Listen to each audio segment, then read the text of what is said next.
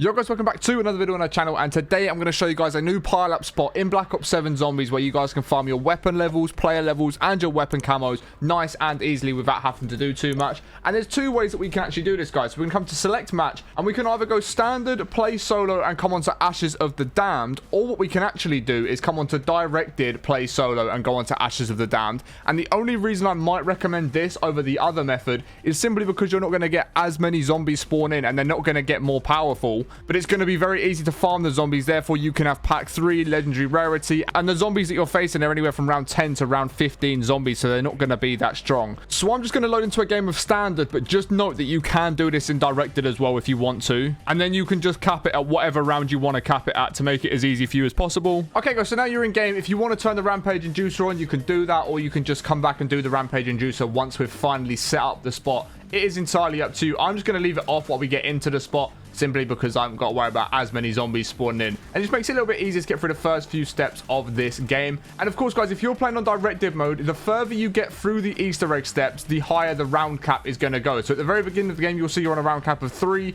The next step you do towards the Easter egg will put it up to around about 5. Then you go up to round 7, round 10, round 15. And what you want to do is just try and get that round cap anywhere from round 10 to round 15. And that's going to be like the sweet spot for doing this pile-up glitch on directed. And again, the reason I say directed is actually very good for this is quite simply because you are going to be able to cap how many zombies are spawning in at once, making it a little bit easier. I mean, you're not going to get overrun as much. Bears aren't going to spawn in, and you could just easily farm all of the zombies, especially by the time you've got pack 3 and legendary rarity on their weapons. You can just sit and farm those zombies for ages and ages and ages. Once you finish one weapon, go and grab another weapon, start up on that one in the same game, because of course your rounds aren't going to be progressing. You're just going to have loads of essence and salvage available to actually just go ahead and use, so you can just straight away get your new weapon upgraded, which is why directed can be a very, very useful method. But I think I might just make a video on that anyway, breaking down how directed is the best method for camos in this game. But in terms of this spot, guys, all we are simply going to need to do is come down to Blackwater Lake, and then we are going to have to go down to Ashwood, and then just finally upgrade Old Tessie. And then once we've done that,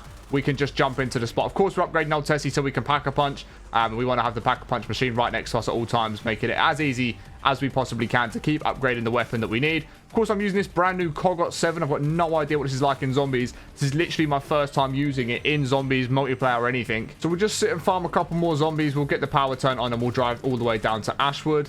And the actual spot that we're going to be getting into, guys, is here in Blackwater Lake, which is why we specifically come this way rather than going to farm. We are going to be set up within this area. If you guys remember this spot that used to be here, they've actually now added an invisible wall, so you can't get past this and you can't stand behind the boxes. So that one's been patched. And a lot of the other pile-up spots that we did have before the Season 1 update have also been patched. However, I have got 3 or 4 that I know of that definitely work that I'm going to be dropping videos on over the next day or two. So if you are looking for more pile-up spots, just to mix up what you're doing, or maybe you prefer a different one that I show you over this one right here, make sure you are subscribed with notifications turned on. I'm trying to do my best to help you guys grind all of your Warzone camos, multiplayer camos, zombies camos, and all sorts of stuff in this game nice and easily, and of course be able to level up and get through zombies as fast as possible. I mean, we're also on the road to 30k subs, so if you want to help us with that one, that would also be greatly appreciated. But let's go and jump back in Old Tessie, take her down to Ashwood, get power turned on, upgrade her, and then bring her back this way. So just like this, we'll chuck Old Tessie down there. We're then going to run up this way up to the power, get that switched on.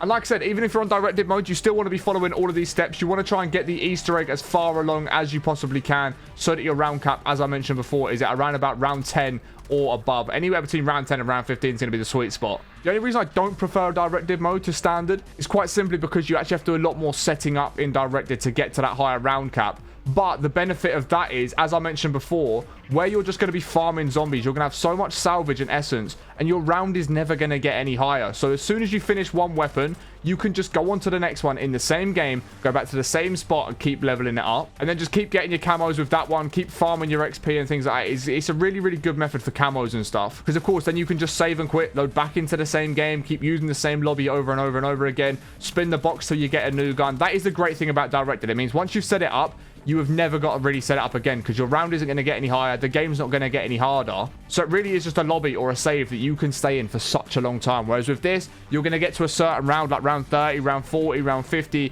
where it gets a little bit more techy to be in that spot. And then, of course, you might end up going down, or you have to leave, or whatever it might be, and then you've got to set it all up again. Don't get me wrong, the setup isn't long in the slightest. It's only going to take you like 5 minutes to set it up. Because literally as soon as this power's on, which I'm about to do right now, we are all good to go. The spot is ready to get into. We're going to have Pack-a-Punch available. Obviously power's on, so we can grab Jug at any point, or Stamina Up, Speed Cola. Whatever perks we need, we can go ahead and turn on. But all we've got to now do is upgrade old Tessie.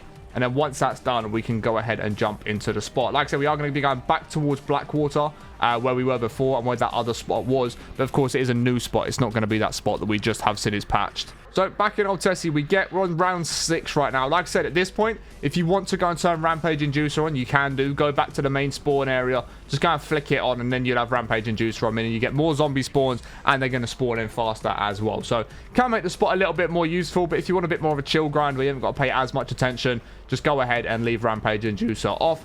And then what we want to do, guys, is come over to this area here. Put old Tessie around about the bottom of these stairs like so. So you've got the Pack-a-Punch machine available to get down these stairs right here. And then if we just look at the building, obviously that is the main front of the building. What we're going to do, guys, is run to the right hand side of it just slightly. We'll jump on old Tessie like that, jump up here, and then this hay bale we actually want to mount on top of. And the zombies are only going to climb up this area here. They're not going to come from the left. They're not going to come from behind us, above the building. They are only going to specifically come from this right hand side. So yeah, they're only going to come from in front of us there. I need to upgrade my weapon so that does a little bit more damage because I've got such a small magazine on it. But again, you start pairing these spots up with Jug. You start spraying it up with Speed Cola, so you've got the faster reload. You Pack-a-Punch. So then you've got double magazine sizes. Toxic Growth, so you can chuck that down. Then it stops as many zombies getting up at once. And it just makes them, you know, die around this area, or they're injured by the time they climb up. And I would show you it with Toxic Growth, but I've literally just Prestige, so I don't have Toxic Growth unlocked right now. But yeah, as you can see, they're all just going to climb up right in front of us, just here.